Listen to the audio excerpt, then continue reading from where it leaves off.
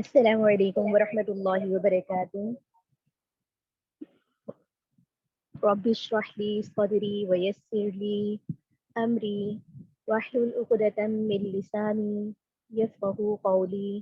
رب زدنی علما، رب زدنی علما، رب زدنی علما۔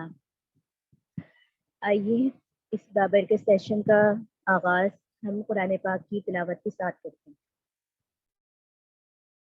بسم الله الرحمن الرحيم.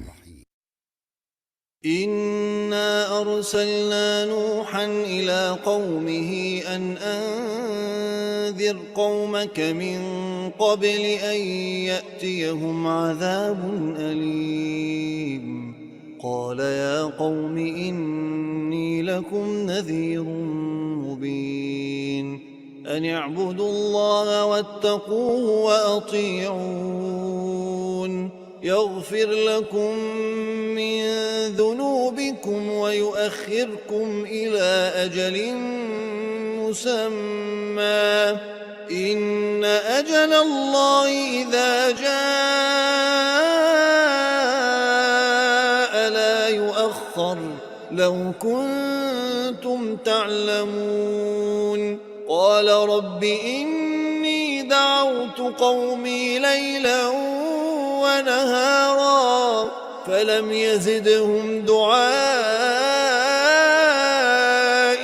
إلا فرارا وإني كلما دعوتهم لتغفر لهم جعلوا أصابعهم في آذانهم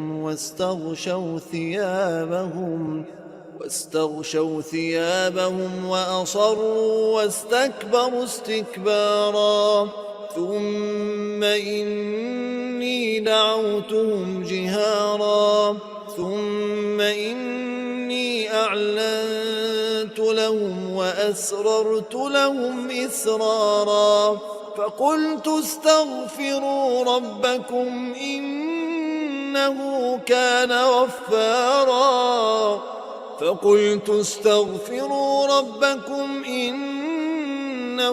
كان غفارا يرسل السماء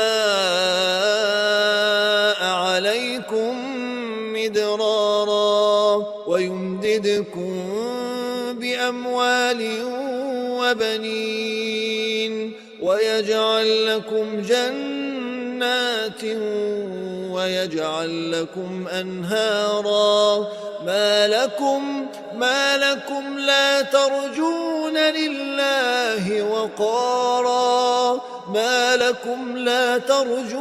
لله وقارا وقد خلقكم أطوارا ألم تروا كيف خلق الله 7 سماوات طباقا وجعل القمر فيهن نورا وجعل الشمس سراجا والله أنبتكم من الأرض نباتا ثم يعيدكم فيها ويخرجكم إخراجا والله جعل لكم الأرض بساطا لتسلكوا منها سبلا فجاجا قال نوح رب إنهم عصوني واتبعوا من لم يزده ماله وولده إلا خسارا ومكروا مكرا كبارا وقالوا لا تذرن آلهتكم ولا تذرن ودا ولا سواعا ولا يغوث ويعوق ونسرا وقد أضلوا كثيرا ولا تزد الظالمين إلا ضلالا مما خطيئاتهم أغرقوا فأدخلوا نارا فلم يجدوا لهم من دون الله أنصارا وقال نوح رب لا تذر على الأرض من الكافرين ديارا إنك إن تذرهم يضلوا عبادك ولا يلدوا إلا فاجرا كفارا رب اغفر لي ولوالدي ولمن دخل بيتي مؤمنا وللمؤمنين والمؤمنات ولا تزد الظالمين إلا تبارا.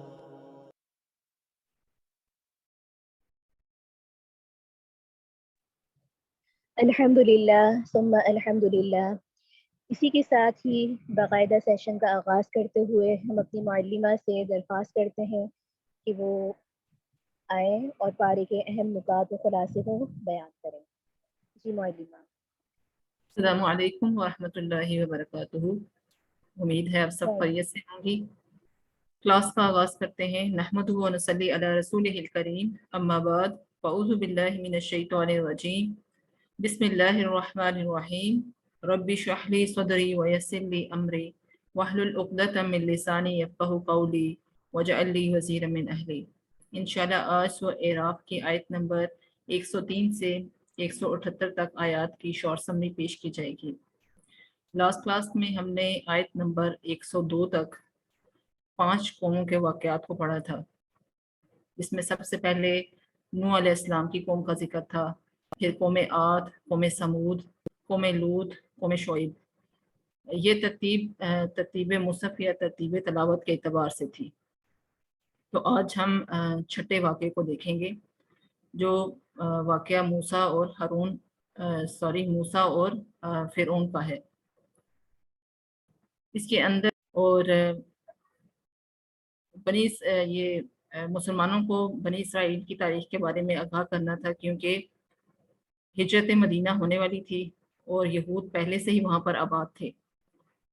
تو یہ چیز مسلمانوں کے سامنے رکھنی تھی کہ جیسے کل موسیٰ علیہ السلام کے ساتھ ہوا تھا ایسے آج نبی صلی اللہ علیہ وسلم کے ساتھ ہوگا، اور کل جیسے موسیٰ علیہ السلام کی قوم کے ساتھ ہوا تھا آج نبی صلی اللہ علیہ وسلم کے اصحاب کے ساتھ ہوگا. ہم سٹارٹ کرتے ہیں آیت نمبر 103 سے 129 تک آیات، جن کے اندر موسیٰ علیہ السلام فرعون کا ذکر ہے اور جادوگروں کا قصہ ہے. ثم بعثنا من بعدهم موسى بآياتنا إلى فرعون وملئه فظلموا بها فانظر كيف كان عاقبة المفسدين. پھر ان کے بعد ہم نے موسیٰ علیہ السلام کو اپنے دلائل دے کر فرعون اور اس کے امراء کے پاس بھیجا، مگر ان لوگوں نے ان کا بالکل حق ادا نہ کیا، سو دیکھیے ان مفسدوں کا کیا انجام ہوا. اب ہم نے پیچھے جتنی قوموں کا ذکر پڑھا تھا، جو 5 قومیں تھی، یہ چھٹی قوم ہے، تو اس میں خاص ذکر ہے سرداروں کا، کہ سرداروں کے پاس بھیجا پیغمبروں کو، جو حکمران تھے ان کے پاس بھیجا. تو کیا جو پیشوا تھے وہ بھی تو اس ٹائم موجود تھے، ان کو بھی تو پیغمبر دعوت دے رہے تھے دین حق کی، تو ان کا ذکر کیوں نہیں ہے؟ ان کا کیوں خاص ذکر ہے؟ امراء کا، سرداروں کا ذکر کیوں ہے؟ کیونکہ جو حاکم ہوتا ہے، جو سردار ہوتا ہے، اسی کے پیچھے تو سب کی سب رایا چلتی ہے، عوام چلتی ہے. اگر وہ صحیح ہو جائیں، سیدھے راستے پر آ جائیں، تو کسی کی مجال نہیں ہے کہ جو رایا ہے وہ حاکم کی بات نہ مانیں. تو اگر یہ مشرکین مکہ کے جو سردار تھے، ابو لہب، ابو جہل، یہ بڑے بڑے سردار، اگر یہ مسلمان ہو جاتے تو کسی کی مجال نہیں تھی کہ جو نیچے طبقہ ہے وہ مسلمان نہ ہوتا. تو تاریخ بھی اس چیز کی گواہ ہے کہ جتنے بھی جو مسلمان حکمران گزرے ہیں انہوں نے شریعت کو نافذ کیا ہے، تو جو نیچے ماتحت تھے انہوں نے بھی اس شریعت کو فالو کیا ہے. اور جب تک وہ سیدھی راہ پر رہے، حق کے راستے پر رہے، شریعت کو فالو کرتے رہے، شریعت کو نافذ کرتے رہے، تو تب تک جو نیچے عوام تھی وہ بھی ان کو فالو کرتی رہی تھی. تو اس چیز کو ہائی لائٹ کرنا تھا کہ جو سردار ہیں، جو حاکم ہیں، انہی کے پیچھے رایا چلتی ہے۔ اب قوم فرعون کے حالات و واقعات ہم یہاں پہ دیکھیں گے، اور شارٹ سا بیک گراؤنڈ ہے اس کا۔ لفظ فرعون کے معنی سورج دیوتا کی اولاد کے ہیں۔ قدیم اہل مصر سورج کو را کہتے تھے، اور اسی سے لفظ فرعون ہے۔ مطلب فرعون اپنے آپ کو مہادیو یا رب العلیٰ کہتے تھے، اور اپنی نسبت سورج سے منسوب کرتے تھے، کیونکہ سورج کو وہ رب مانتے تھے۔ اور ان کے اعتقادات اور نظریات کے اندر جو وہاں کے حاکم ہوتے تھے ان کو یہ فرعون کہتے تھے، اور یہ کہتے تھے کہ فزیکلی ہم جو ہیں وہ رب العلیٰ ہیں، مہادیو ہیں، جس کی نسبت وہ سورج کے ساتھ جوڑتے تھے۔ تو قرآن کے اندر 2 فرعونوں کا ہمیں ذکر ملتا ہے۔ موجودہ زمانے کے جو ریسرچرز ہیں ان کا کہنا ہے کہ جو پہلا فرعون تھا وہ رمسیس دوم تھا، جس کا زمانہ حکومت 1292 سے 1225 کے درمیان کا ہے، مطلب حضرت عیسیٰ علیہ السلام سے 1200 سال پہلے کا یہ زمانہ بنتا ہے۔ اور اسی زمانہ میں موسیٰ علیہ السلام پیدا ہوئے اور اسی کے گھر میں پرورش پائی۔ جو دوسرا فرعون تھا جس کا ذکر قرآن کی آیات میں ہو رہا ہے، اس کا نام منفتح تھا، جو اپنے باپ کے زمانے میں ہی شریک حکومت ہوا اور اس کے مرنے کے بعد سلطنت کا مالک بنا۔ اور یہ وہی فرعون ہے جس کے پاس حضرت موسیٰ علیہ السلام اسلام کی دعوت لے کر گئے اور پھر اس سے مطالبہ کیا کہ بنی اسرائیل کو چھوڑ دو۔ بالآخر یہ ختم ہو گیا۔ اب موسیٰ علیہ السلام اور فرعون کا واقعہ شروع ہوتا ہے کہ اللہ تعالیٰ نے موسیٰ علیہ السلام کو دلائل دے کر فرعون اور اس کے سرداروں کے پاس بھیجا، لیکن اس نے انکار کر دیا، اور ہم اب آگے دیکھتے ہیں کہ ان کا کیا انجام ہوا۔ حضرت موسیٰ علیہ السلام کہنے لگے فرعون کو کہ میں رب العالمین کی طرف سے بھیجا گیا ہوں۔ وہ کہنے لگا کہ آپ کے پاس کوئی دلیل ہے، کوئی نشانی ہے تو وہ بتائیں۔ تو موسیٰ علیہ السلام نے جو 2 بڑے ان کے معجزات تھے، ایک عصا موسیٰ اور دوسرا ید بیضا، انہوں نے یہ 2 معجزات دکھائے جو کہ ان کے پیغمبر ہونے کی صداقت پر دلائل تھے۔ ان نے عصا ڈالا تو وہ اژدہا بن گیا، اور بغل میں ہاتھ ڈالا تو وہ چمکنے والا ہاتھ ہو گیا۔ تو جو قوم کے سردار تھے وہ کہنے لگے کہ یہ تو بڑا ماہر جادوگر ہے اور ہمیں یہاں سے نکالنا چاہتا ہے، ہماری حکومت کو ختم کرنا چاہتا ہے۔ تو انہوں نے پلان بنایا کہ موسیٰ علیہ السلام ہارون کو قید کر لیا جائے اور مقابلے کی تیاریاں شروع کر دیں، اور لوگوں کو بھی بلا لیا۔ ایک دن ان کا مقرر ہوا، سورۃ طٰہٰ میں آتا ہے، وہ جشن کا دن تھا یا کوئی عید کا دن تھا، جس میں سب کو بلایا تاکہ سب لوگ دیکھیں۔ تو یہ جو جادوگر تھے یہ فرعون سے کہنے لگے کہ اگر ہم جیت کے تو ہمیں کچھ ملے گا، تو وہ کہنے لگا کہ تم میرے مقرب بن جاؤ گے۔ پھر جادوگر بولے کہ کیا آپ پھینکیں گے پہلے یا ہم پھینکیں؟ موسیٰ علیہ السلام سے کہنے لگے، تو موسیٰ علیہ السلام نے فرمایا کہ تم ہی پھینکو۔ جادوگروں کا جادو دکھانا اور موسیٰ علیہ السلام کا خوف کھانا، مطلب موسیٰ علیہ السلام خوف کھا رہے تھے اندر ہی اندر۔ جو قرآن ہے وہ اس چیز کی گواہی دیتا ہے کہ یہ جادو بہت بڑا جادو تھا، سحر عظیم، بہت بڑا جادو۔ تو اللہ تعالیٰ نے موسیٰ علیہ السلام کو تسلی دی کہ خوف نہ کھاؤ بلکہ اپنا عصا پھینکو۔ اپنا عصا جب انہوں نے پھینکا تو جو جادوگروں نے کھیل بنایا ہوا تھا اس کو نگلنا شروع کر دیا اس نے۔ تو جو جادوگر تھے وہ سب کے سب سجدہ میں گر گئے اور ایمان لے آئے اور کہنے لگے آمنا برب العالمین رب موسیٰ و ہارون، یعنی ہم اللہ پر ایمان لے آئے جو موسیٰ اور ہارون کا رب ہے۔ تو اس پر فرعون نے جب دیکھا کہ یہ سب کے سب ایمان لے آئے ہیں تو اس نے دھمکی دی کہ میں تمہیں سولی چڑھاؤں گا، تمہارے ہاتھ پاؤں مخالف سمتوں میں کاٹوں گا۔ لیکن وہ اپنے ایمان پر ڈٹے رہے، وہ پیچھے نہ ہٹے۔ یہ کون سا ایمان تھا جو ان کو اس چیز پر مجبور کر رہا تھا کہ وہ ڈٹے رہیں، وہ پیچھے نہ ہٹیں۔ یہ ایمان ان کا شعوری ایمان تھا۔ انہوں نے دیکھ لیا تھا کہ جو ہم نے جادو دکھایا وہ تو کھیل ہے، وہ تو بنایا ہوا ہے ہمارا، لیکن موسیٰ علیہ السلام اللہ تعالیٰ کی طرف سے بھیجے گئے ہیں، کیونکہ وہ اپنی فیلڈ میں ایکسپرٹ تھے جادوگر۔ وہ یہ سمجھ سکتے تھے، وہ یہ دیکھ سکتے تھے کہ جادو یہاں تک ہی چل سکتا ہے، اس سے آگے جو ہے وہ جادو نہیں ہے بلکہ حق ہے، اور موسیٰ علیہ السلام اللہ تعالیٰ کی طرف سے بھیجے گئے ہیں۔ سرداروں کا فرعون سے کہنا کہ تم فرعون اور اس کی قوم کو ایسے ہی فساد مچاتا چھوڑ دو گے۔ اس نے کہا کہ یہ جو سردار تھے فرعون کے، وہ کہنے لگے کہ تم ایسے ہی ان کو چھوڑ دو گے اور یہ تو فساد مچائیں گے، ان کا کچھ کرنا پڑے گا۔ تو اس پر اس نے ایک دفعہ پھر سے یہ اعلان کر دیا کہ بیٹوں کو قتل کیا جائے اور عورتوں کو زندہ چھوڑ دیا جائے۔ وَأَوْحَيْنَا إِلَى مُوسَىٰ أَنْ أَلْقِ عَصَاكَ فَإِذَا هِيَ تَلْقَفُ مَا يَأْفِكُونَ فَوَقَعَ الْحَقُّ وَبَطَلَ مَا كَانُوا يَعْمَلُونَ غُلِبُوا هُنَالِكَ وَانقَلَبُوا صَاغِرِينَ أُلْقِيَ السَّحَرَةُ سَاجِدِينَ۔ ہم نے موسیٰ علیہ السلام کو حکم دیا کہ اپنا عصا ڈال دیجئے، سو عصا کا ڈالنا تھا کہ اس نے ان کے بنائے ہوئے کھیل کو نگلنا شروع کر دیا، بس حق ظاہر ہو گیا اور ان نے جو کچھ بنایا تھا سب جاتا رہا۔ یہ پیچھے جو پوائنٹ ہوئے ان کی تفصیل ہے یہ آیات کے ساتھ۔ بس وہ لوگ اس موقع پر ہار گئے اور خوب ذلیل ہو کر پھرے۔ وہ جو ساخت تھے سجدہ میں گر گئے اور کہنے لگے قالوا آمنا برب العالمین رب موسیٰ و ہارون۔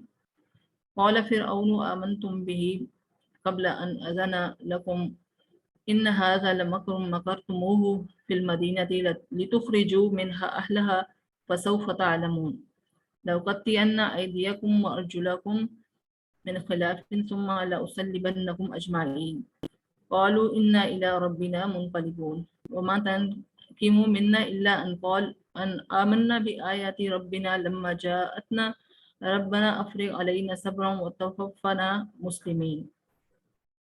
کہنے لگے کہ ہم ایمان لائے رب العالمین پر جو موسیٰ اور ہارون کا رب ہے۔ فرعون کہنے لگا کہ تم موسیٰ پر ایمان لائے ہو بغیر اس کے کہ میں تم کو اجازت دوں، میری اجازت کے بغیر تم ایمان لے آئے ہو، بے شک یہ سازش تھی جس سے تمہارا عمل درآمد ہوا ہے۔ مطلب جو جادوگر تھے اور تم نے مل کے پلان بنایا ہے میرے خلاف، یہ ایک سازش تھی تاکہ تم اس سازش کے ذریعے سے ہمیں یہاں سے نکال دو۔ اب تم پر حقیقت معلوم ہوتی ہے، مطلب اب دیکھو میں کیا کرتا ہوں، میں تمہارے ایک طرف کے ہاتھ اور دوسری طرف کے پاؤں کاٹوں گا، پھر تم کو سولی پر چڑھاؤں گا۔ انہوں نے جواب دیا ہم مر کر اپنے مالک ہی کے پاس جائیں گے، اور تو نے ہم میں کون سا عیب دیکھا ہے بجز اس کے کہ ہم اپنے رب کے احکام پر ایمان لے آئے جب وہ ہمارے پاس آئے۔ اے ہمارے رب ہمارے اوپر صبر کا فیضان فرما، ہماری جان حالت اسلام پر نکال۔ یہ جو جادوگر تھے یہ شعوری ایمان لے کر آئے تھے، مطلب ان کو نہ تو انہوں نے اس ٹائم پہ کوئی عبادت کی تھی ریاضت، اور نہ ہی کوئی صحبت ان کو میسر تھی کہ وہ ایمان حاصل کرتے، وہ مسلمان ہو جاتے۔ تو یہ شعور کی بیس پہ تھا ایمان۔ اور جو عام لوگ تھے وہ بھی ان کے لیے کیسے یہ معجزہ کس طرح سے یہ معجزہ تھا، انڈائریکٹلی، کہ اس معجزے کا پورا نہ ہو سکنا ہی دلیل تھا کہ یہ معجزہ ہے، یہ اللہ کی طرف سے بھیجے گئے ہیں موسیٰ علیہ السلام۔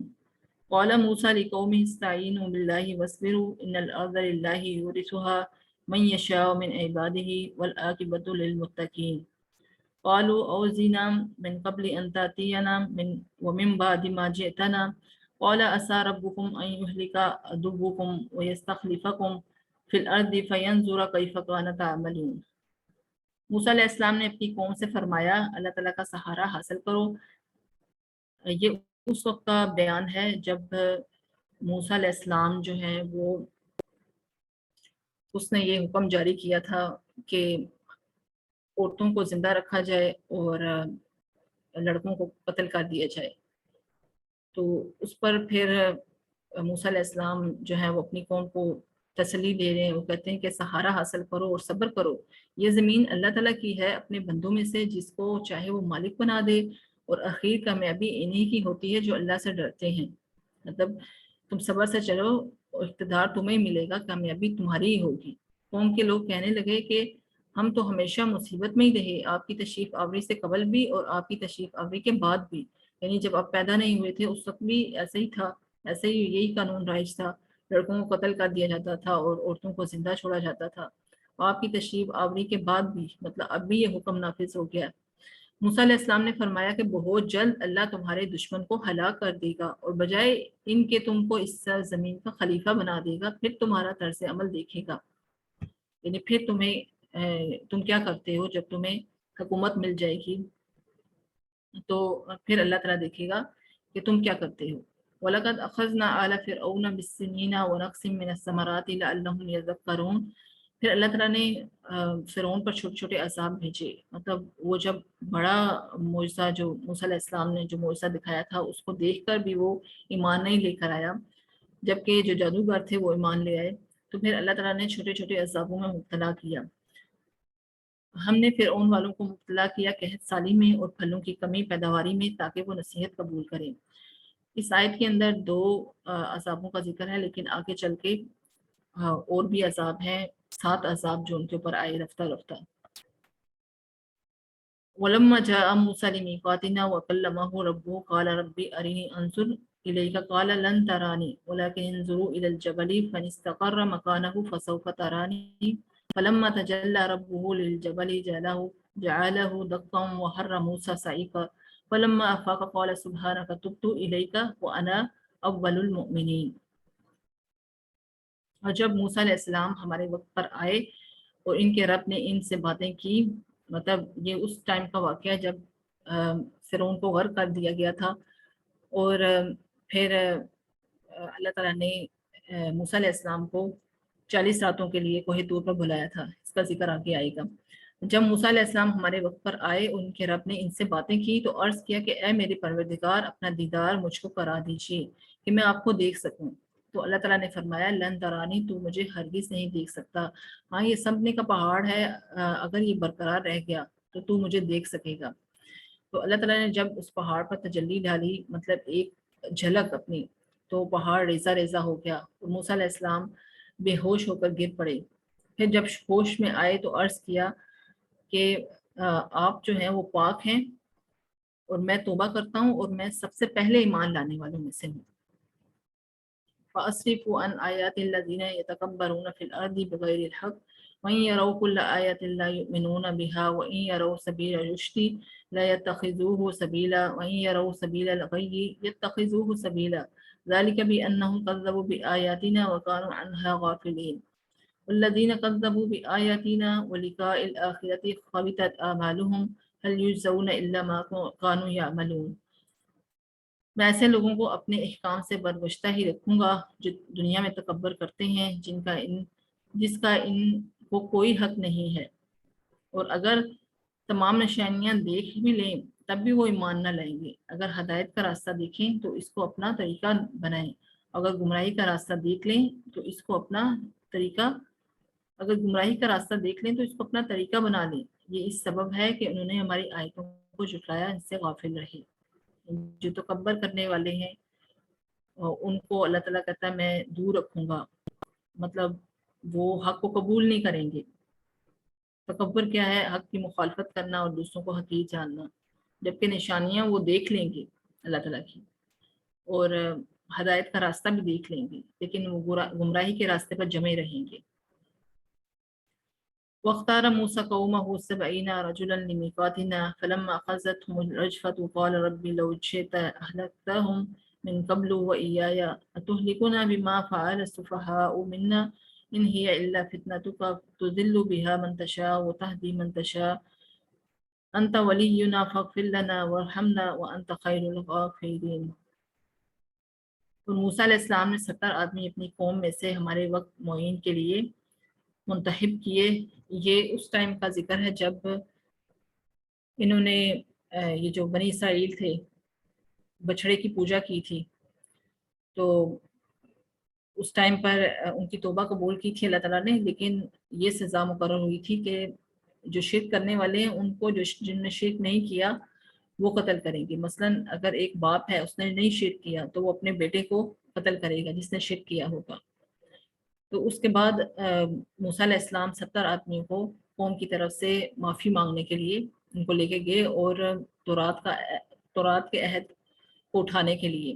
تو راستے میں انہوں نے کہا، یہ جو تھے سردار یہ کہنے لگے کہ ہم نے اللہ تعالیٰ کو دیکھنا ہے. تو اس پر ان پر زلزلہ آ پڑا اور یہ سب کے سب جو ہے وہ مر گئے. تو حضرت موسیٰ علیہ السلام نے دعا کی کہ جو ان کو یہی تو اچھے لوگ تھے، یہ ہلاک ہو گئے. تو پھر موسیٰ علیہ السلام کی دعا سے یہ زندہ ہوئے. تو ان کے لیے موسیٰ علیہ السلام نے مغفرت فرما اور رحمت فرما، اور تو سب معاف کرنے والوں سے زیادہ اچھا ہے. اب یہ وہ 7 عذاب تھے جو کہ فرعون پر آئے تھے، بنی اسرائیل پر آئے تھے. اللہ نے فرعون کو قحط سالی، پھلوں اور پیداوار کی کمی، طوفان، ٹڈی دل، گھن کا کیڑا، مینڈک اور خون جیسی آفات سے آزمایا.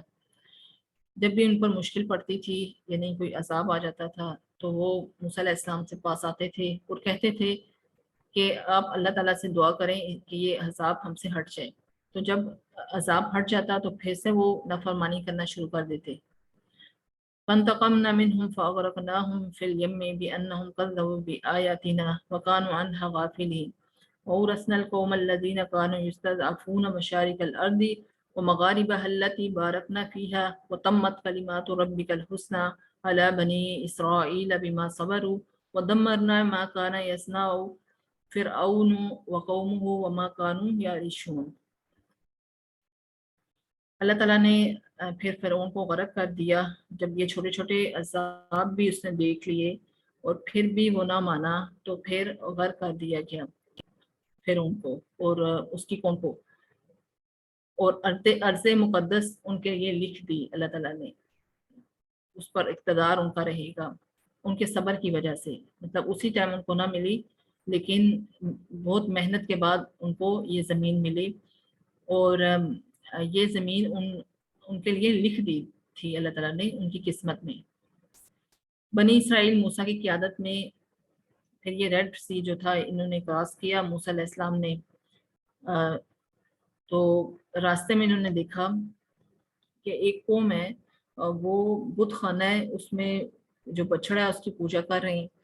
تو موسیٰ علیہ السلام کی قوم نے جب دیکھا کہ وہ بچڑے کی پوجا کر رہے ہیں تو انہوں نے خواہش ظاہر کی کہ ہمارے لیے بھی کوئی ایسا خدا بنا دیں کہ ہم اس کی پوجا کریں.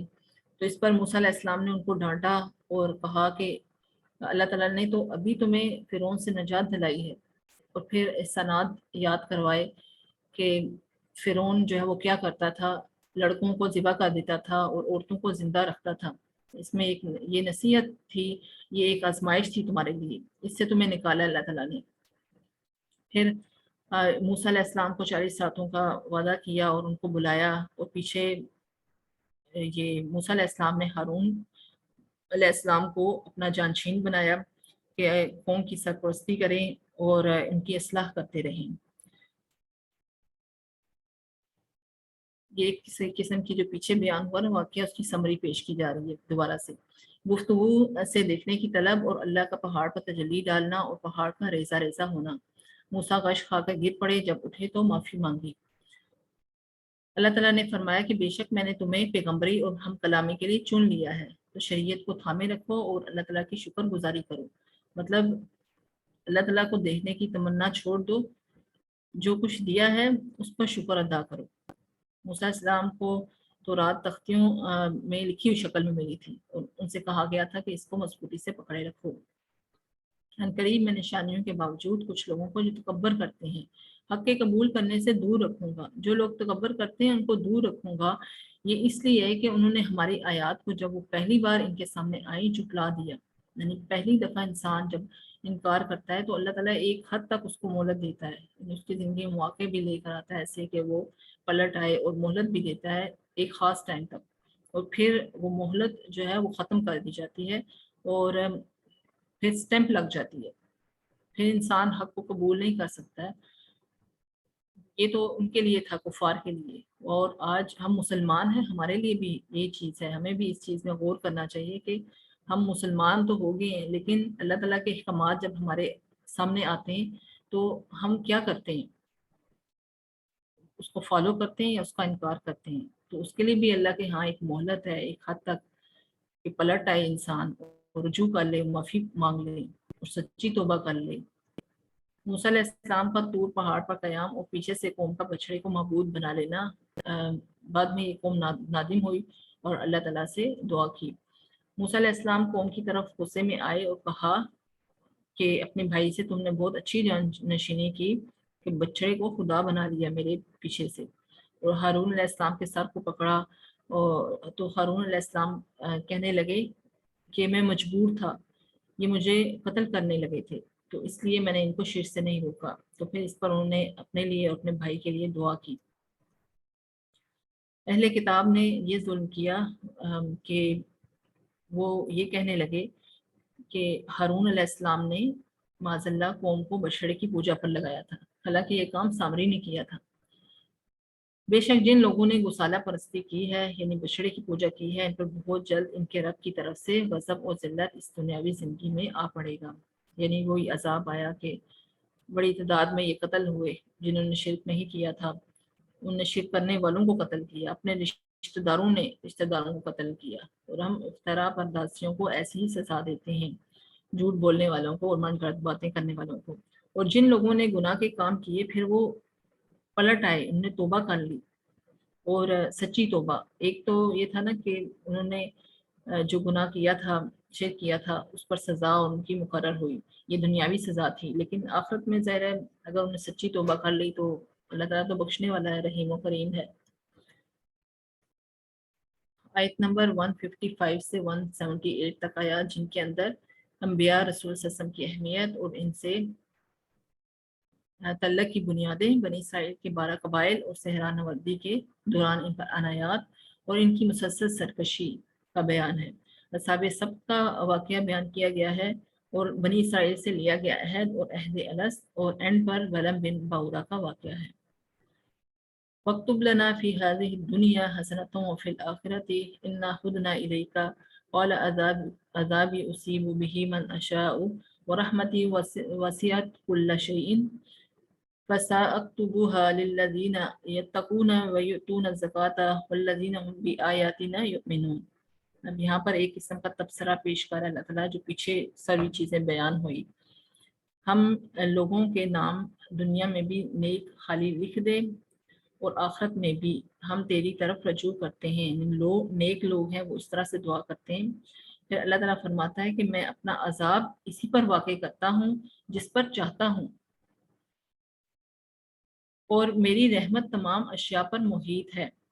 یعنی پیچھے جو اللہ تعالیٰ نے فرعون کا قصہ ہم نے دیکھا جس کے اندر جو موسیٰ علیہ السلام تھے وہ حق لے کر آئے، فرعون کے دربار میں حق پیش کیا، وہ نہ مانا، پھر دلائل پیش کیے، معجزات پیش کیے، 2 معجزے جو بڑے تھے وہ بھی پھر نہ ایمان لے کر آیا۔ اس کے بعد اللہ تعالیٰ نے پھر ایک جشن کا دن طے ہوا اور ایک بڑی کثیر تعداد تھی جس میں سب نے دیکھا کہ فرعون جو ہے وہ حق پہ نہیں ہے، موسیٰ علیہ السلام حق پہ ہیں، یہ بھی اس کے سامنے حق آ گیا، پھر بھی نہ مانا۔ پھر اس کے بعد جو عذاب آئے لگاتار چھوٹے چھوٹے، ان کو دیکھ کر بھی ایمان نہ لے کر آیا، تو یہ تو اللہ کی رحمت ہی تھی نا، پھر کہ اللہ کی رحمت تھی جو اللہ تعالیٰ نے اس کو مہلت دی کہ اب شاید مان جائے، اب مان جائے، اب مان جائے۔ تو یہ اسی کا ذکر ہو رہا ہے کہ اللہ کی رحمت تھی جس کی وجہ سے جو تمام اشیاء پر چھائی ہوئی ہے اللہ کی رحمت، وہ یہ اللہ کی رحمت ہی ہے جو ہم صبح اٹھتے ہیں اور ہم زندہ ہیں، ورنہ ہم مردہ اٹھتے ہیں، ہمارے جو حرکتیں، ہمارے جو کرتوت ہیں، ہم مسلمان ہیں لیکن ہم مسلمانوں والی حرکتیں نہیں کر رہے، تو اللہ تعالیٰ کیا سے کیا کر دے ہمارے ساتھ۔ لیکن یہ اللہ کی رحمت ہے کہ ہم صحیح سلامت اپنے اعضاء کے ساتھ اٹھتے ہیں، ہمارے ارد گرد سکون ہے، ہمارے ارد گرد امن ہے، اور اللہ نے ساری نعمتیں ہمیں دی ہیں، تو یہ اللہ کی رحمت ہی ہے۔ تو وہ رحمت ان لوگوں کے نام ضرور لکھوں گا جو اللہ سے ڈرتے ہیں اور زکوٰۃ دیتے ہیں اور جو ہماری آیتوں پر ایمان لاتے ہیں۔ الذين يتبعون الرسول النبي الأمي الذي يجدونه مكتوبا عندهم في التوراة والإنجيل يأمرهم بالمعروف وينهاهم عن المنكر ويحل لهم الطيبات ويحرم عليهم الخبائث ويضع عنهم إصرهم والأغلال التي كانت عليهم فالذين آمنوا به وأزروه ونصروه واتبعوا النور الذي أنزل معه أولئك هم المفلحون۔ اب یہاں پر نبی صلی اللہ علیہ وسلم کا ذکر کیا جا رہا ہے۔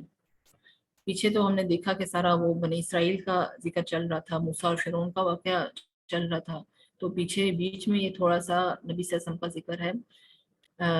یہ جو یہود تھے ان کو ساتھ ساتھ دعوت بھی دی جا رہی ہے کہ اب جو پیچھے نبی گزرے ہیں تو وہ جو شریعت تھی ان کو اب فالو نہیں کرنا ہے، بلکہ نبی صلی اللہ علیہ وسلم کی شریعت کو فالو کرنا ہے۔ نبی صلی اللہ علیہ وسلم آگے ہیں، ان پر ایمان لے کر آنا ہے۔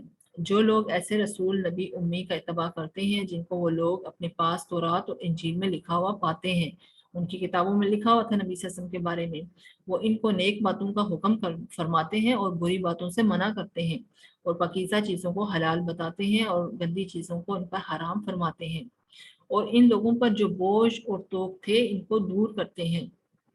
جو پرانی شریعتیں تھیں وہ بہت ہی زیادہ مشکل تھی۔ اگر ان کی شریعت میں روزہ تھا تو وہ پورے دن کا روزہ ہوتا تھا، عبادت تھی تو پھر پورے دن کی عبادت ہوتی تھی، دنیاوی کام نہیں کر سکتے تھے۔ لیکن ہم دیکھیں دین کے ساتھ دنیا بھی ہماری چل رہی ہے، ہم نے دنیا کو نہیں چھوڑا، دین کو ہم چھوڑ دیتے لیکن دنیا کو نہیں ہم نے چھوڑا۔ ہمارے اوپر وہ بوجھ نہیں ہے کہ جو پرانی شریعتوں کے اندر بوجھ تھا، پرانی قوموں کے اوپر بوجھ تھا عبادات کا۔ ہماری عبادات بہت آسان ہے۔ جو لوگ اس نبی پر ایمان لاتے ہیں اور اس کی حمایت کرتے ہیں، اس کی مدد کرتے ہیں، اس کے نور کا اتباع کرتے ہیں، وہ ان کے ساتھ بھیجا گیا ہے، جو ان کے ساتھ بھیجا گیا ہے، ایسے لوگ پوری فلاح پانے والے ہیں۔ نبی صلی اللہ علیہ وسلم پر ایمان لانا ہی نہیں ہے کافی، بلکہ ان کی حمایت کرتے ہیں، ان کی مدد کرتے ہیں۔ نبی صلی اللہ علیہ وسلم کی جو چھوٹی چھوٹی سنتیں ان کو فالو کرنا بھی نبی صلی اللہ علیہ وسلم کی حمایت ہے، نبی صلی اللہ علیہ وسلم کی عزت ہے، ان کا احترام ہے۔ لیکن جو سب سے بڑی چیز ہے جس میں ان کو ہماری مدد چاہیے تھی، ویسے ہی تو رسول جو ہیں ان کا تو یہ مقام ہی نہیں ہے نا کہ وہ ہم سے مدد مانگیں۔ ان کو کس چیز میں ہماری مدد کی ضرورت تھی، اور وہ مشن جو ان کی زندگی میں پورا نہیں ہوا تھا، جو یہ تھا شریعت نافذ تو ہو گئی تھی، لیکن ذرا آگے نبی صلی اللہ علیہ وسلم تو دنیا سے چلے گئے تھے، لیکن اس چیز کو کس نے برقرار رکھنا تھا؟ یہ ہمارے اوپر ہے ذمہ داری کہ ہم ان کی مدد کریں، جس مشن کے لیے ان کو بھیجا گیا تھا اس مشن کو ہم پورا کریں، اور نور کا اتباع کریں۔ یہ جو قرآن ہے اس کا اتباع کریں، اور نبی صلی اللہ علیہ وسلم کی ذات بھی نور تھی۔ ظاہر ہے ان کے آنے سے پہلے دنیا میں کفر کا اندھیرا تھا، شرک کا اندھیرا تھا، توہمات کا اندھیرا تھا، تو ان اندھیروں کو اللہ تعالیٰ نے دور کر دیا ان کے آنے سے، تو نور حق پھیل گیا سب کہیں۔ جو ان کے ساتھ بھیجا گیا ہے ایسے لوگ پوری فلاح پانے والے ہیں، اس طرح کے لوگ فلاح پانے والے ہیں جو یہ چیزیں اس آیت کے اندر بیان ہوئی۔ بنی اسرائیل کے 12 قبائل کا ذکر ہے۔ موسیٰ کی قوم میں جو کچھ لوگ حق کی رہنمائی کرتے ہیں اور اسی حق کے ساتھ وہ عدل کرتے ہیں۔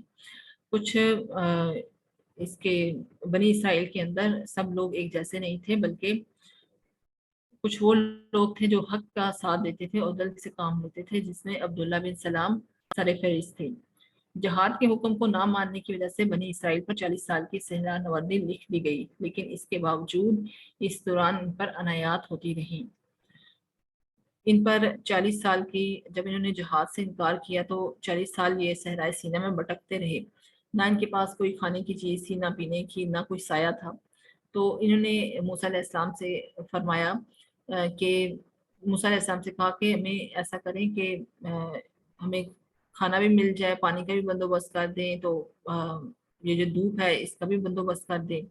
تو موسیٰ علیہ السلام نے دعا کی تو اپنا عصا مارا تو پتھر پر، جس سے 12 چشمے پھوٹ پڑے، یعنی ہر قبیلے کے لیے الگ الگ چشمہ تھا۔ اور پھر من و سلوہ پکا پکایا کھانا جنت کا وہ آتا تھا، اور ابر کا سایہ اللہ تعالیٰ نے کیا، جہاں جاتے تھے وہ بادل کا سایہ ان کے اوپر رہتا تھا۔ مطلب جو ان کو جو ان کا ٹائم 40 سال کا گزرا صحرا کے اندر، اس پہ بھی اللہ تعالیٰ نے ان پر انعامات کیے، ان کو نہیں چھوڑا ایسے۔ لیکن اس دوران جب ایک زرخیز زمین انہیں عطا ہوئی تو تکبر سے اللہ کے خلاف احتجاج کرتے ہوئے یہ وہاں داخل ہوئے۔ اب یہ جو من و سلوہ ان کو مل رہا تھا اور پانی مل رہا تھا، ساری چیزیں بغیر محنت کے مل رہی تھی ان کو، تو موسیٰ علیہ السلام سے کہنے لگے کہ ہم تو اکتا گئے ایک جیسا کھا کھا کے، تو اللہ سے دعا کرو کہ ہمیں کوئی ایسا خطہ دے دے، ایسی زمین دے دے جس میں ہم اپنے ہاتھ سے اگائیں اور فصلیں اور کھائیں، جس میں ککڑی ہے، پیاز ہے، گیہوں ہے، کچھ اس طرح کی چیزیں ہمیں چاہیے۔ تو ان کو ایک زرخیز علاقہ اسی جگہ پہ کوئی جگہ تھی کہ جہاں ان کو وہ زرخیز علاقہ دے دیا گیا کہ یہ اس میں آپ خود کاشت کرو اور خود جو ہے وہ لگاؤ اور کھاؤ۔ لیکن اللہ تعالیٰ نے فرمایا کہ اس زمین کے اندر، اس خطے کے اندر اپنے گناہوں کی معافی مانگتے ہوئے جانا۔ تو جب وہ داخل ہوئے اس جگہ کے اندر تو کہنے لگے ہنتتن، ہتتن کا کہا گیا تھا کہ مغفرت مانگتے ہوئے جانا، سر کو جھکاتے ہوئے جانا، انہوں نے کہا ہنتتن کہ ہمیں پکی پکائی چاہیے، ہم نے ایسے نہیں یہاں پر آئے ہیں کہ ہمیں محنت کرنی پڑے، بلکہ ہمیں پکا پکائی چیز چاہیے۔ نبی صلی اللہ علیہ وسلم کا ذکر بائبل اور تورات میں موجود ہے، جس کا ریفرنس تفہیم القرآن کے اندر مولانا مودودی رحمۃ اللہ علیہ نے دیا ہے۔ یہ کچھ ریفرنسز ہیں ان کی بکس کے جس میں نبی صلی اللہ علیہ وسلم کی آمد کا ذکر تھا۔ نبی صلی اللہ علیہ وسلم کس وجہ سے دنیا میں بھیجے گئے، ان کا مقصد، ان کا مشن، یہ سورۃ توبہ کی آیت نمبر 33 ہے، اس میں ذکر ہے وَالَّذِي أَرْسَلَ رَسُولَهُ بِالْهُدَى وَدِينِ الْحَقِّ لِيُظْهِرَهُ عَلَى الدِّينِ كُلِّهِ وَلَوْ كَرِهَ الْمُشْرِكُونَ کہ اللہ تعالیٰ نے رسولوں کو تو اس وجہ سے بھیجا دین حق دے کر کہ وہ دین تمام، جو اپنا دین ہے اس کو تمام ادیان پر غالب کر دے، چاہے مشرکوں کو جتنا مرضی برا لگے۔ انہیں بتا دیں اے رسول اللہ صلی اللہ علیہ وسلم، آپ سب کی طرف اللہ کے رسول ہیں۔ اب یہاں پر ایک مہر لگ گئی کہ جو پچھلی شریعتیں ہیں ان کو فالو نہیں کرنا، بلکہ نبی صلی اللہ علیہ وسلم کی شریعت کو فالو کرنا ہے، جو کہ رحمت للعالمین ہے، جو کہ تمام جہانوں کے لیے ان کو بھیجا گیا ہے، ان کو چنا گیا ہے۔ رسول اللہ صلی اللہ علیہ وسلم نے ارشاد فرمایا کہ جو شخص تم میں سے کسی منکر ناجائز کام کو اپنے سامنے ہوتا ہوا دیکھے تو چاہیے کہ اس کو اپنے ہاتھ سے بدل ڈالے، یعنی بزور طاقت برے کام کو روک دے۔ بس اتنی طاقت نہ ہو تو زبان سے منع کر دے، اور اتنی بھی طاقت نہ ہو تو دل سے اس چیز کو برا سمجھے۔ تو یہ ایمان کا بہت ہی کم درجہ ہے۔ یہ یہاں پر حدیث آئی ہے صحیح مسلم کی، امر بالمعروف اور نہی عن المنکر سے متعلق۔ یہ ہے، آگے واقعہ بیان ہوگا واقعہ سبت ہفتہ کے دن والوں کا جو واقعہ تھا، انہوں نے نافرمانی کی تو ان کو اللہ تعالیٰ نے ذلیل و خوار مدد بنا دیا۔ اس ٹائم پہ 3 گروہ تھے، ایک وہ تھے جو کہ خود بھی وہ کام کر رہے تھے، مچھلیاں پکڑ رہے تھے اور دوسروں کو بھی نہیں روکتے تھے۔ دوسرے وہ تھے جو خود تو رکے ہوئے تھے لیکن دوسروں کو نہیں روکتے تھے۔ تیسرا گروہ وہ تھا جو حق کا ساتھ دے رہا تھا، خود بھی اس چیز میں ملوث نہیں تھے اور دوسروں کو بھی روک رہے تھے۔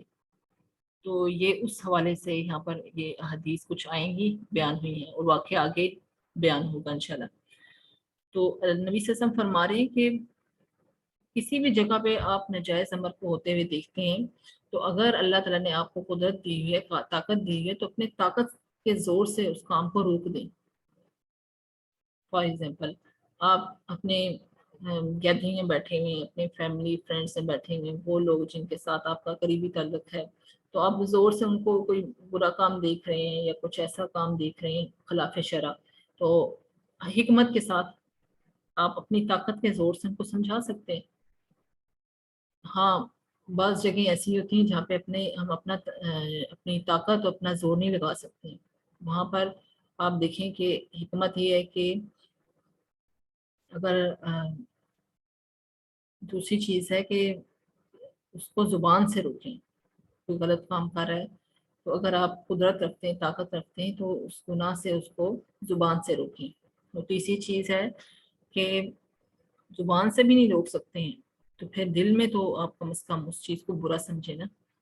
اگر دل میں بھی آپ برا نہیں سمجھیں گے تو پھر تو ایمان نہیں ہمارا. رسول اللہ صلی اللہ علیہ وسلم نے ارشاد فرمایا جو شخص کسی قوم میں ہو اور وہاں گناہ کے کام ہو رہے ہوں وہ گناہ کرنے والوں کو گناہ سے روکنے کی طاقت رکھتا ہو پھر بھی نہ روکے.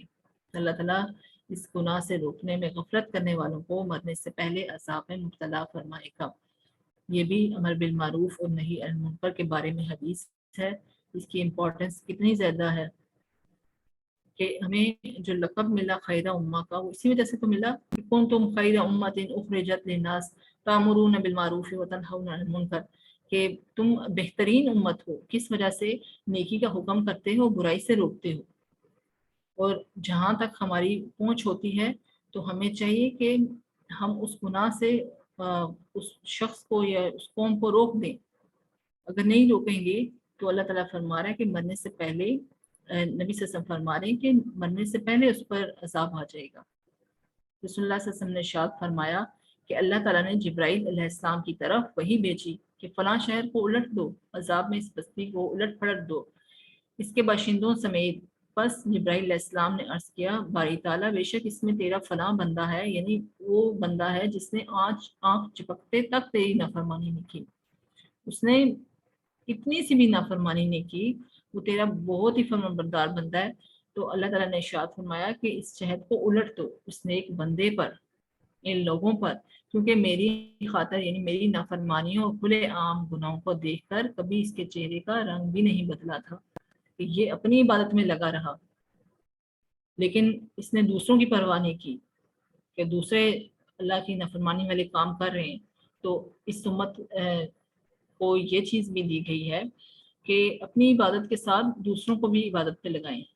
اور یہ ذمہ داری پہلے اپنے گھر سے ہماری شروع ہوتی ہے، امر بالمعروف و نہی عن المنکر کی. آپ کا بچہ 10 سال کا ہو جاتا ہے، 10 سال میں حکم ہے بچے کو مار کے نماز پڑھاؤ، 7 سال میں حکم کرو اور 10 میں مار کے پڑھاؤ. یہ ہماری شریعت حکم دیتی ہے کہ اپنے آپ کو بھی دین پہ لگانا ہے اور دوسروں کو بھی دین پہ لے کر آنا ہے. اور پہلی ذمہ داری ہمارا گھر بار ہے، اس کے بعد باقی ذمہ داری ہے. ایک اور موقع پر رسول اللہ صلی اللہ علیہ وسلم نے ارشاد فرمایا قسم ہے اس ذات کی جس کے قبضہ میں میری جان ہے، نیک کاموں کا حکم کیا کرو اور برے کاموں سے روکا کرو، ورنہ قریب ہے کہ اللہ تعالیٰ تم پر ایسا عذاب نازل فرمائے گا کہ تم دعا کرو گے وہ تمہاری دعا قبول نہ کرے گا. یہ بھی ایک عذاب کی شکل ہے کہ ہم کہتے ہیں کہ ہماری دعائیں قبول نہیں ہو رہی ہیں، ہم تو اتنے عرصے سے مانگ رہے ہیں، کتنا عرصہ ہو گیا ہمیں مانگتے ہوئے، لیکن ہم رو کے بھی مانگ رہے ہیں، التجائیں بھی کر رہے ہیں، مناجات بھی کر رہے ہیں، پھر بھی اللہ تعالیٰ ہماری دعاؤں کو قبول نہیں کر رہا ہے. تو اس کے پیچھے ہمیں دیکھنا چاہیے کہ وجہ کیا ہے، کون سی وجوہات ہیں. جس میں ایک وجہ یہ بھی ہے کہ جو اللہ تعالیٰ دعائیں قبول نہیں کرے گا اگر ہم نہی عن المنکر اور امر بالمعروف نہیں کریں گے. تو یہ اصحاب سبت کا واقعہ یہاں پر آ رہا ہے کہ یہ جو قوم تھی یہ آئلہ کا مقام ہے جو کہ اردن کے اندر ہے، جارڈن کے اندر ہے، عقبہ کی بندرگاہ کے قریب آج بھی موجود ہے. اور یہ بندرگاہ جو اس کو سلیمان علیہ السلام نے سب سے پہلے بنوایا تھا. اس واقعے کا ذکر یعنی یہ سبت کا واقعہ ہے، یہ اس کا ذکر تورات اور انجیل میں نہیں ملتا ہے. ہو سکتا ہے کہ یہ جو آیات نازل ہوئی ہیں سبت کے بارے میں تو یہودیوں نے اس کو اپنی کتابوں سے نکال دیا ہو اس واقعے کو. ہفتے کا دن ان کے ہاں بنی اسرائیل کے ہاں بہت مقدس مانا جاتا تھا، اور یہ حکم بہت پہلے عرصے سے نافذ تھا، پشت در پشت یہ حکم چل رہا تھا اور تاکیدی حکم تھا کہ اس دن آپ کوئی بھی دنیا کا کام نہیں کریں گے، کوئی گھروں میں آگ نہیں جلائے گا، جانوروں لوڈھیوں تک غلاموں تک کوئی کسی سے خدمت نہیں لے گا، اور جو شخص اس قانون کی پاسداری نہیں کرے گا، اس کے خلاف کرے گا تو اسے قتل کر دیا جائے گا. لیکن بنی اسرائیل نے اس کے خلاف کیا.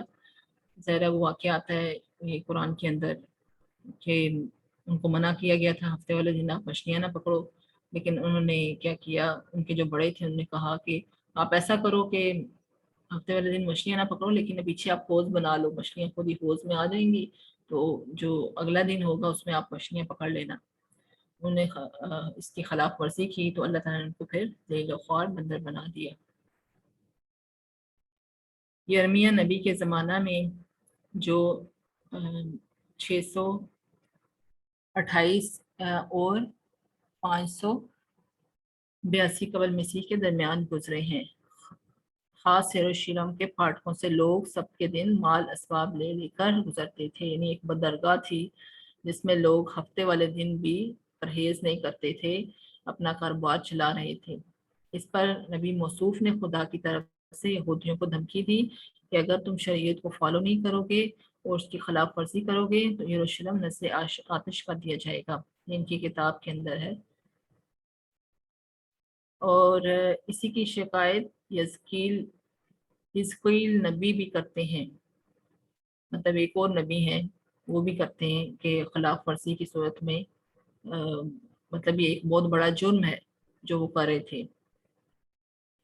ان حوالوں سے یہ گمان کیا جا سکتا ہے کہ قرآن مجید یہاں جس واقعے کا ذکر کر رہا ہے وہ بھی غالباً اسی دور کا واقعہ ہوگا، یعنی فاتحہ سب کا جو ذکر کر رہا ہے وہ بھی یہ جو دور اوپر گزرے ان نبیوں کے اسی دور کا واقعہ ہوگا۔ مطلب بہت پرانی ان کی یہ شریعت تھی کہ انہوں نے ہفتے والے دن پورے کا پورا دن عبادت میں گزارنا ہے۔ وَاسْأَلْهُمْ عَنْ قَرْيَةِ الَّتِي كَانَتْ حَاضِرَةَ الْبَحْرِ إِذْ يَعْدُونَ فِي السَّبْتِ إِذْ تَأْتِيهِمْ حِيتَانُهُمْ يَوْمَ سَبْتِهِمْ شُرَّعًا وَيَوْمَ لَا يَسْبِتُونَ لَا تَأْتِيهِمْ كَذَلِكَ نَبْلُوهُمْ بِمَا كَانُوا يَفْسُقُونَ۔ اور آپ ان لوگوں سے اس بستی والوں کا جو کہ دریائے شور کے قریب آباد تھی اس وقت کا حال پوچھیے، جبکہ وہ ہفتے کے بارے میں حد سے نکل رہے تھے، جبکہ ان کے ہفتے کے روز تو ان کی مچھلیاں ظاہر ہو کر ان کے سامنے آتی تھیں، اور جب ہفتے کا دن نہ ہوتا تو ان کے سامنے نہ آتی تھیں۔ ہم ان کی اس طرح پر آزمائش کرتے تھے اس سبب سے کہ وہ بے حکمی کیا کرتے تھے۔ اور وقت یاد کرنا چاہیے کہ آپ کے رب نے یہ بات بتلا دی کہ ان یہود پر قیامت تک ایسے شخص کو ضرور مسلط کرتا رہے گا جو ان کو سزائے شدید کی تکلیف پہنچاتے رہیں گے۔ یہودیوں پر کتنے بڑے عذاب ہے، مطلب موسیٰ، فرعون، اس کے بعد جو یوشع بن نون کا زمانہ گزرا، پھر قیامت تک اللہ تعالیٰ فرما رہا ہے کہ ان پر عذاب مسلط کرتا رہے گا۔ اس کا مطلب ہے اب ان پر عذاب نہیں تو قیامت کا ٹائم قریب ہے۔ بلا شبہ آپ کا رب جلدی ہی سزا دے دیتا ہے، اور بلا شبہ وہ واقعی بڑی مغفرت و بڑی رحمت والا ہے۔ اور ہم نے دنیا میں ان کی مختلف جماعتیں کر دی، یعنی ان کے تفرقے بازیوں میں پڑ گئے اور ان کی جماعتیں بن گئی۔ یہ جو عیسائی فرقہ وہ بھی یہودیوں میں سے نکلا ہے۔ عیسائی فرقہ بعض ان میں نیک تھے اور بعض ان میں اور طرح کے تھے، اور ہم ان کو خوشحالیوں اور بدحالیوں سے آزماتے رہے کہ شاید وہ باز آ جائیں۔ اب بنی اسرائیل سے لیا گیا عہد اور عہد السطی یہاں پر بات ہو رہی ہے۔ پھر ان کے بعد ایسے لوگ ان کے جانشین ہوئے کہ کتاب کو ان سے حاصل کیا اور اس دنیاوی فانی کا مال متاع لے لیتے تھے اور کہتے تھے کہ ہماری ضرور مغفرت ہو جائے گی، حالانکہ اگر ان کے پاس ویسا ہی مال متاع آنے لگے تو اس کو بھی لے لیں گے۔ کیا ان سے اس کتاب کے اس مضمون کا عہد نہیں لیا گیا کہ اللہ کی طرف جز حق بات کے اور کسی بات کی نسبت نہ کریں؟ انہوں نے اس کتاب میں جو کچھ تھا اس کو پڑھ لیا، اور آخرت والا گھر ان لوگوں کے لیے بہتر ہے جو تقویٰ رکھتے ہیں۔ پھر کیا تم نہیں سمجھتے ان سے عہد لیا گیا تھا پراپر کہ یہ کتاب کو فالو کریں گے؟ کوہ طور ان پر کھڑا کر دیا گیا تھا جس کے سائے میں ان سے عہد لیا، اور اس وقت انہوں نے مانا کہ ہم شریعت کو فالو کریں گے، لیکن جب وہ پہاڑ کو پیچھے ہٹا دیا گیا تو پھر وہ ویسے ہی کہ ویسے ہو گئے۔ ان کے جو بڑے بڑے تھے وہ کیا کرتے تھے، مال متاع کمانے کے چکر میں تھے۔ جو امی تھے مشرک وہ ان کے پاس آتے تھے تو یہ کہتے تھے کہ ہاں اس طرح لکھا ہوا اس طرح لکھا ہوا ہے، اپنی کتاب کا حوالہ دے کے کچھ اپنے سے مکس کر کے، تو اس سے ان کا وہ کیا کرتے تھے، دنیا کما رہے تھے۔ تو انہوں نے اس کتاب میں جو کچھ تھا اس کو پڑھ لیا، یعنی وہ جانتے تھے، اپنی کتاب کو ایسے جانتے ہیں جیسے اپنے بیٹوں کو جانتے ہیں۔ اس طرح سے اللہ تعالیٰ کہتا ہے وہ جانتے ہیں اس کتاب کو۔ وہ جو تقویٰ رکھنے والے ہیں، آخرت کا گھر ان لوگوں کے لیے بہتر ہے جو تقویٰ رکھتے ہیں۔ اور جو لوگ کتاب کے پابند ہیں اور نماز کی پابندی کرتے ہیں، ہم ایسے لوگوں کا جو اپنی اصلاح کریں ثواب ضائع نہ کریں گے۔ بنی اسرائیل سے طور پہاڑ کے نیچے عہد لیا گیا کہ وہ ضرور تورات کو مضبوطی سے تھام کر رکھیں گے اور اس پر عمل کریں گے۔ اسی طرح کا ایک عہد پوری نسل انسانی سے لیا گیا تھا جسے عہد الست کہتے ہیں، تاکہ قیامت والے دن کوئی یہ بہانہ نہ بنا سکے کہ اسے پتہ نہیں تھا۔ قرآن میں ذکر آتا ہے نا، اللہ تعالیٰ نے آدم علیہ السلام سے لے کر تمام لوگ بنی نوح انسان جنہوں نے اس دنیا میں آنا تھا قیامت تک، ان سے عہد لیا۔ کون سا عہد؟ عہد الست سے کہا جاتا ہے کہ اللہ تعالیٰ نے فرمایا کہ کیا میں تمہارا رب ہوں؟ تو اس ٹائم سب نے کہا تھا آپ ہمارے رب ہیں، اور یہ عہد ہر انسان نے کیا ہوا اللہ تعالیٰ سے۔ وَإِذْ أَخَذَ رَبُّكَ مِنْ بَنِي آدَمَ مِنْ ظُهُورِهِمْ ذُرِّيَّتَهُمْ وَأَشْهَدَهُمْ عَلَىٰ أَنفُسِهِمْ أَلَسْتُ بِرَبِّكُمْ قَالُوا بَلَىٰ شَهِدْنَا أَن تَقُولُوا يَوْمَ الْقِيَامَةِ إِنَّا كُنَّا عَنْ هَٰذَا غَافِلِينَ۔ یہ اسی آیت کو جو پیچھے اس کا ترجمہ بیان ہو گیا وہ یہ آیت ہے کہ یہی آدم علیہ السلام سے لے کر جتنے لوگوں نے دنیا میں آنا تھا سب کو اکٹھا کیا اور فرمایا کہ میں تمہارا رب ہوں، تو سب نے کہا آپ ہمارے رب ہیں۔ وہ اس وجہ سے لیا تھا کہ کیا، تاکہ قیامت والے دن کو یہ نہ کہہ سکے مجھ تک کوئی حق لے کر نہیں آیا تھا، کوئی بتانے والا نہیں آیا تھا۔ اب یہاں پر یہ اینڈ ہو رہی آیات بلم بن باورا کا قصہ ہے، جس کے اندر وَاتْلُ عَلَيْهِمْ نَبَأَ الَّذِينَ آتَيْنَاهُ آيَاتِنَا فَانْسَلَخَ مِنْهَا فَأَتْبَعَهُ الشَّيْطَانُ فَكَانَ مِنَ الْغَاوِينَ وَلَوْ شِئْنَا لَرَفَعْنَاهُ بِهَا وَلَكِنَّهُ أَخْلَدَ إِلَى الْأَرْضِ وَاتَّبَعَ هَوَاهُ فَمَثَلُهُ كَمَثَلِ الْكَلْبِ إِنْ تَحْمِلْ عَلَيْهِ يَلْهَثْ أَوْ تَتْرُكْهُ يَلْهَث ذَلِكَ مِثْلُ الْقَوْمِ من الذين كذبوا بآياتنا فاقصص القصص لعلهم يتفكرون ساء مثل القوم الذين كذبوا بآياتنا وأنفسهم كانوا يظلمون من يهد الله فهو المهتدي ومن يضلل فأولئك هم الخاسرون۔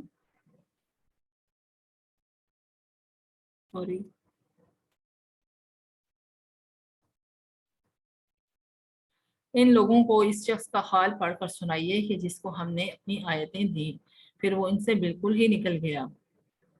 یہ بلم بن باورا کا قصہ ہے، اس کے بارے میں بتایا جا رہا ہے۔ اللہ تعالیٰ نے اس کو نشانیاں دی تھیں، اس کو آیتیں دی تھیں، وہ اپنی نظروں سے، اپنی آنکھوں سے اللہ تعالیٰ کے عرش کو دیکھ لیتا تھا، فرشتوں کو دیکھ لیتا تھا۔ پھر شیطان اس کے پیچھے لگ گیا، سو وہ گمراہ لوگوں میں شامل ہو گیا۔ اگر ہم چاہتے تو اس کو ان آیتوں کی بدولت بلند مرتبہ کر دیتے، لیکن وہ تو دنیا کی طرف مائل ہو گیا اور اپنی نفسانی خواہش کی پیروی کرنے لگا۔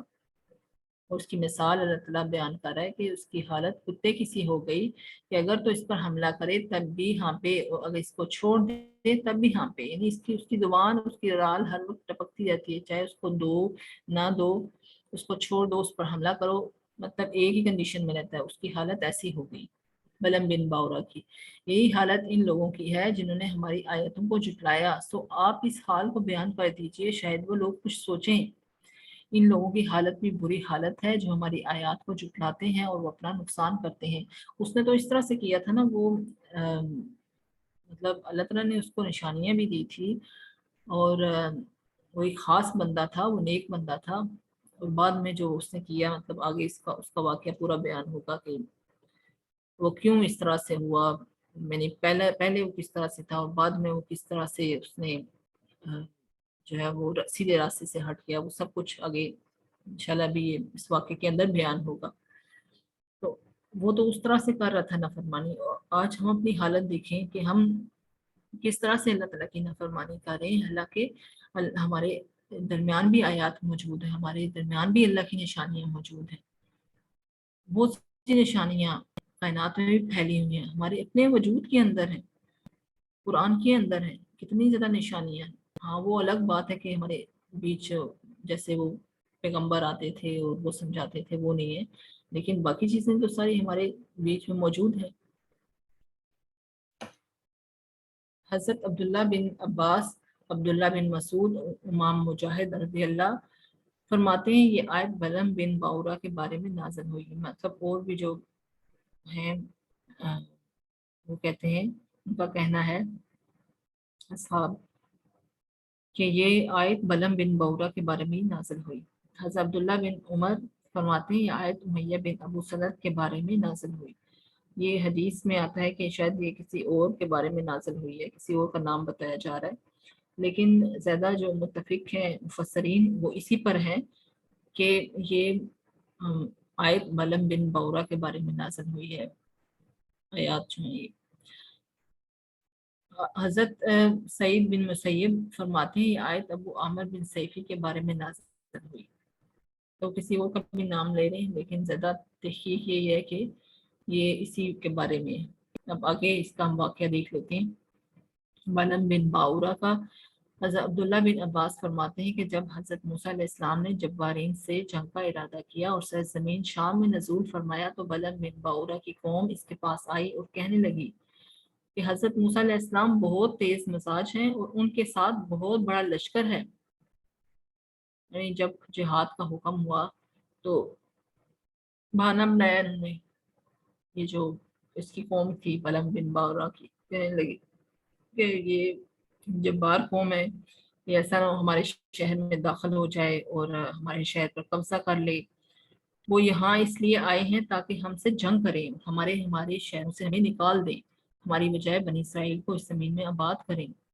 سو تیرے پاس اس میں عزم ہے اور تم ایسے شخص ہو کہ تمہاری ہر دعا قبول ہوتی ہے۔ اس کے پاس کوئی اس میں عزم تھا تو وہ، اور یہ بہت نیک تھا، اس کی دعا کوئی بھی دعا رد نہیں ہوتی تھی، تو اس لیے وہ قوم والے اس کے پاس آئے تھے کہ یہ کوئی بد دعا کرے تو جس سے جہاد جو ہے وہ میں نہ کرنا پڑے، تم نکلو اور اللہ تعالیٰ سے دعا کرو کہ وہ انہیں یہاں سے بھگا دے۔ قوم کی بات سن کر بلم بن باورا نے کہا افسوس ہے تم پر، حضرت موسیٰ علیہ السلام اللہ تعالیٰ کے نبی ہیں،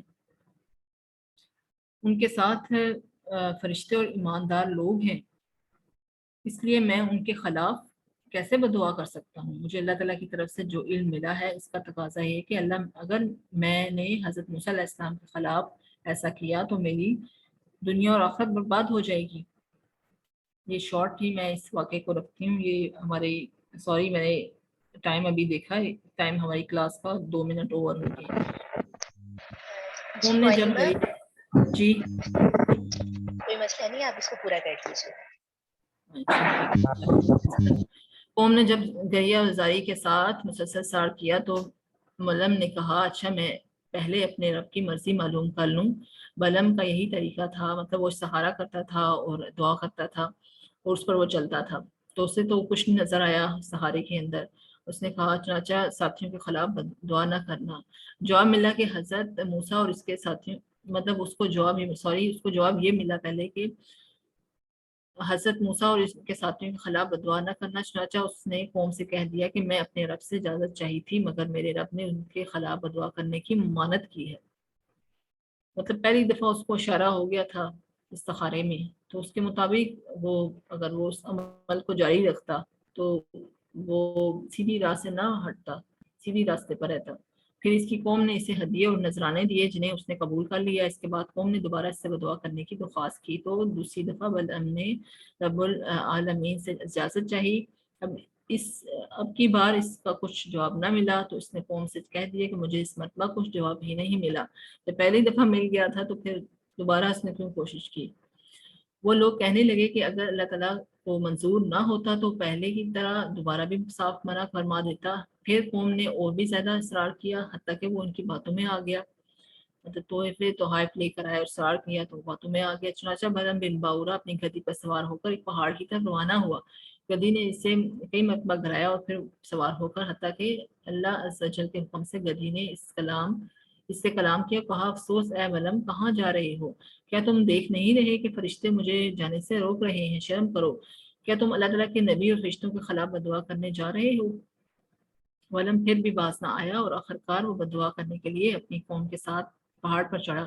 اب بلم جو بدعا کرتا اللہ تعالیٰ اس کی زبان کو اس کی قوم کی طرف پھیر دیتا، یعنی وہ بدعا کر رہا تھا موسیٰ علیہ السلام کی قوم کے لیے تو بدعا اس کی قوم کو لگ رہی تھی، اور اپنی قوم کے لیے جو دعا خیر کرتا تھا تو بجائے قوم کے بنی اسرائیل کا نام اس کی زبان پر آتا تھا، یعنی وہ دعا کر رہا تھا ان کے لیے بنی اسرائیل موسیٰ علیہ السلام کے لیے، تو اپنی قوم کے لیے وہ دعا نکل رہی تھی۔ جب اپنی قوم کے لیے دعا نکال رہا تھا تو جب اپنی ان کے لیے وہ دعا نکال رہا تھا تو اپنی جو موسیٰ علیہ السلام کی قوم تھی ان کے لیے دعا نکل رہی تھی، تو اس طرح سے کچھ ہو رہا تھا۔ یہ دیکھ کر اس کی قوم نے کہا اے بلعم تو یہ کیا کہہ رہا ہے، بنی اسرائیل کے لیے دعا اور ہمارے لیے بدعا کیوں کر رہا ہے؟ بلعم نے کہا یہ میرے اختیار کی بات نہیں، میری زبان میری قبضہ میں نہیں ہے، اللہ تعالیٰ کی قدرت مجھ پر غالب آ گئی۔ اتنا کہنے کے بعد اس کی زبان نکل کر اس کے سینے پر لٹک گئی۔ اس نے اپنی قوم سے کہا میری دنیا اور آخرت دونوں برباد ہو گئی، اب میں تمہیں ان کے خلاف ایک تدبیر بتاتا ہوں، مطلب اب تم موسیٰ علیہ السلام کی قوم کو کس طرح سے گمراہ کرو۔ اس نے بتایا کچھ، تم حسین و جمیل عورتوں کو بنا سنوار کر ان کے لشکروں میں بھیج دو، اگر ان میں سے ایک شخص نے بھی بدکاری کر لی تمہارا کام بن جائے گا، کیونکہ جو قوم زنا کرے اللہ تعالیٰ اس پر سخت ناراض ہوتا ہے، وہ اسے کامیاب نہیں ہونے دیتا۔ چاچا بلعم کی قوم نے اسی طرح کیا۔ جب عورتیں بن سنور کر لشکر میں پہنچی تو ایک انانی عورت بنی اسرائیل کے ایک سردار کے پاس سے گزری تو وہ اپنے حسن جمال کی وجہ سے اس سے پسند آ گئی۔ حضرت موسیٰ علیہ السلام نے منع کرنے کے باوجود اس سردار نے اس عورت کے ساتھ بدکاری کی۔ اس پاداش میں اسی وقت بنی اسرائیل پر طاعون مسلط کر دیا گیا۔ حضرت موسیٰ کا مشیر اس وقت وہاں موجود نہ تھا۔ جب وہ آیا تو اس نے بدکاری کا قصہ معلوم ہونے کے بعد مرد اور عورت دونوں کو قتل کر دیا۔ تب طاعون کا عذاب ان سے اٹھا لیا گیا، لیکن اس دوران 70,000 اسرائیلی طاعون سے ہلاک ہو چکے تھے۔ یہ اس آیت کے اندر اس کا بیان ہے۔ دوسری رائے یہ بھی ہے کہ بلعم نے یہ مشورہ دیا تھا کہ بنی اسرائیلیوں سے شرک کا ارتکاب کراؤ، اس لیے بلعم نے کسی طریقے سے ان کو موابی خدا بال کی پرستش پر اکسایا اور اس کا منصوبہ کامیاب رہا۔ زنا کروایا اور دوسرا جو کروایا وہ شرک کروایا۔ معذرت کے ساتھ آج کلاس تھوڑی لمبی ہو گئی، آپ کے سوالات بھی شاید ہم نہ لے سکیں، تو لائیو ویسے ہی آپ اپنے سوالات بھیجنا چاہیں جن سورسز کے تھرو آپ بھیج سکتے ہیں۔ جزاک اللہ خیر۔ بہت شکریہ معلم، جزاک اللہ خیرا کثیرا، اللہ تعالیٰ آپ کے وقت میں برکت دے اور آپ کے علوم سے ہم لوگ کو اتنا استفادہ نصیب فرمائے۔ اور بہت ہی تفصیلی موضوع تھا جی معلمہ۔ کچھ سوالات گروپ میں آئے ہوئے ہیں اور چونکہ کلاس کا ٹائم ہو چکا ہے تو مناسب ہے کہ ہم ان کے جواب سیشن کے بعد آپ جب اپنی سہولت دیکھیں جب دے دیں۔ جی بالکل، آپ کے سوالات کا جواب اگلے سیشن سے پہلے دے دیے جائیں گے۔ بہت شکریہ۔ اسی کے ساتھ ہی ہم اس سیشن کا اختتام کرتے ہیں اس دعا کے ساتھ کہ اللہ رب العزت ہمیں صحیح معنوں میں قرآن سیکھنے سمجھنے والا بنائے، اور جو کچھ بھی ہم سیکھ رہے ہیں پڑھ رہے ہیں اللہ تعالیٰ ہمیں اس پہ عمل کرنے کی بھی توفیق عطا فرمائے، آمین۔ سبحانک اللہم و بحمدک، سبحانک اللہم اشہد ان لا الہ الا انت استغفرک و اتوب الیک۔ السلام علیکم و رحمۃ اللہ وبرکاتہ۔